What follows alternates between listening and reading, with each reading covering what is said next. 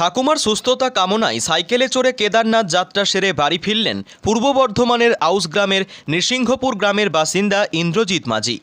জানা গেছে, ইন্দ্রজিৎ পেশায় দিনমজুর, মাঝে মধ্যে ভিন রাজ্যে রাজমিস্ত্রির কাজে যান ইন্দ্রজিৎ।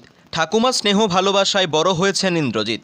ঠাকুমা দীর্ঘদিন ধরে ব্রেন স্ট্রোকজনিত রোগে আক্রান্ত হয়ে শয্যাশায়ী অবস্থায় আছেন। বিভিন্ন জায়গায় চিকিৎসা করিয়েও কোনো সুরাহা হয়নি। ঠাকুমার শারীরিক সুস্থতা কামনায় অবশেষে তিনি কেদারনাথ দর্শনের মনস্থির করেন ইন্দ্রজিৎ। সবুজ সাথীর সাইকেলে চড়ে প্রায় মাসখানেক আগে কেদারনাথ যাত্রা শুরু করেছিলেন। ইন্দ্রজিৎ বলেন, তার বাড়ি থেকে কেদারনাথের দূরত্ব 1700 কিলোমিটার। ঠাকুমা তার জন্য অনেক কিছু করেছেন, তাই তার শারীরিক সুস্থতা কামনায় তিনি এই পথ সাইকেলে চড়ে পাড়ি দিয়েছিলেন। 21 দিনের ব্যবধানে কেদারনাথ পৌঁছায় ইন্দ্রজিৎ। কেদারনাথ দর্শনের পর ট্রেনে চড়ে বাড়ি ফেরেন ইন্দ্রজিৎ। ইন্দ্রজিতের বাড়ি ফেরার খবর ছড়াতেই উন্মাদনা গ্রামে। ইন্দ্রজিৎকে বরণ করে নেন পরিবারসহ গ্রামবাসীরা। ইন্দ্রজিতের এই অদম্য সাহসিকতাকে প্রশংসা করেছেন স্থানীয় মানুষজন। খুশির জোয়ার আউসগ্রামের নৃসিংহপুর গ্রামে। পূর্ব বর্ধমানের আউসগ্রাম থেকে শেখ মিলনের রিপোর্ট, 7 দিন টিভি।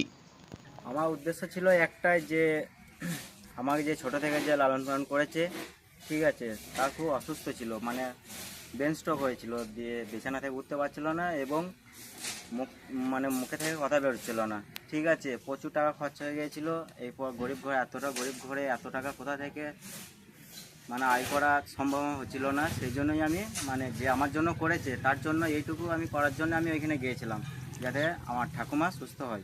এতে ম্যাক্সিমাম 21 দিনের মাথায় আমি মন্দিরে উঠে পড়েছিলাম। না অসুবিধা হয়নি, সবাই সাহায্য করেছে, ঠিক আছে। আর একটুকু অসুবিধা হয়েছিল, ওই ঝাড়খণ্ড পেরোনোর পর থেকে একটুকু নিজের টাকায় একটু খাওয়া দাওয়াটা করতে হচ্ছিলো। বাদবাকি আমাদের যেটা ভারতের যেটা বাংলার বর্ডার পড়ছে, সেইটুকুর মধ্যে আমার খুব সাহায্য করেছে লোকজন।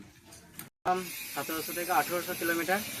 আচ্ছা, কিছুটা গুগল ম্যাপ দেখে, আর কিছুটা যে আশেপাশে যে দাদারা দিদিরা যারা ছিল, তাদেরকে একটুকু জিজ্ঞাসা করে যে এইখান থেকে এত দূর গেলে কত কিলোমিটার আছে, এই রাস্তাটা কত দূর যাচ্ছে, এইসবে করে জিজ্ঞাসা করে আমি সামনে এগিয়ে গিয়েছিলাম। আমি প্রথমবার গিয়েছিলাম, তা আমার কোনো আইডিয়া ছিল না। যাই জিজ্ঞাসা করতো সবাইকে আমি বলতাম যে ম্যাক্সিমাম 1 থেকে 1.5 মাস অবধি সময় লাগবে। তা আমি নিজেও জানি না যে আমি এত তাড়াতাড়ি আমি পৌঁছে যাব, ঠিক আছে। শুধু মানুষের ভালোবাসা আর পাশে থাকার জন্যই আমি খুব তাড়াতাড়ি পৌঁছে গিয়েছিলাম। আমি বেরিয়েছিলাম প্রথম সোমবার, আর জল ঢেলেছি আমি হরিদ্বার থেকে জল ভরে, আমি লাস্ট সোমবারে জল ঢেলেছি। আর এবং ওই যে শ্রাবণ মাসটা আমি বেরিয়েছিলাম, এই শ্রাবণ মাসেই আমি 29 তারিখে আমি বাড়িতে পৌঁছাইছি।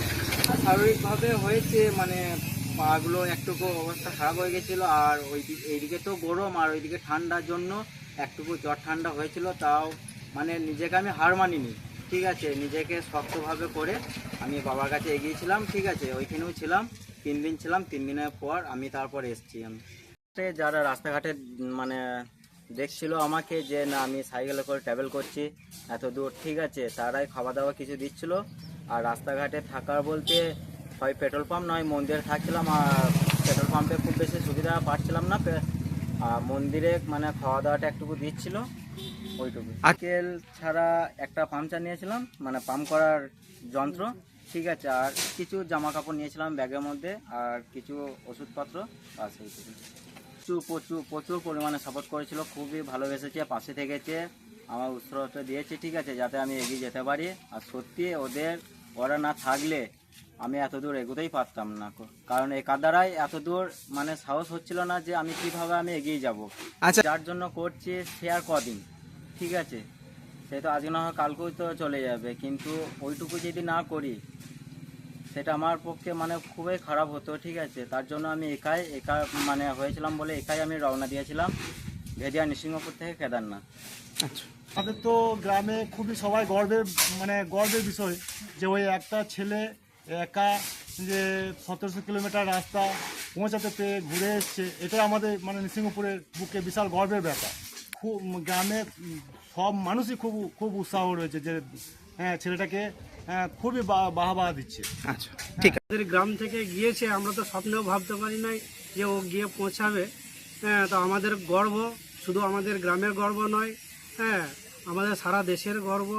হ্যাঁ, ও যে এতটা দীর্ঘ পথ অতিক্রম করে সাইকেলটা নিয়ে হ্যাঁ, যে এত দূর পৌঁছিয়েছে ওই কেদারনাথ বাবার মন্দিরে, তো এটা আমাদের সবারই গর্ব।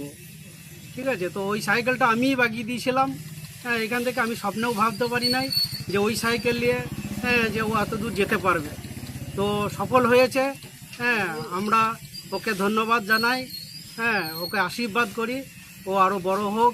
হ্যাঁ, ও আরও মন্দির যেতে সক্ষম হোক, বাবা যেন ওর কৃপা করে। ঠিক আছে।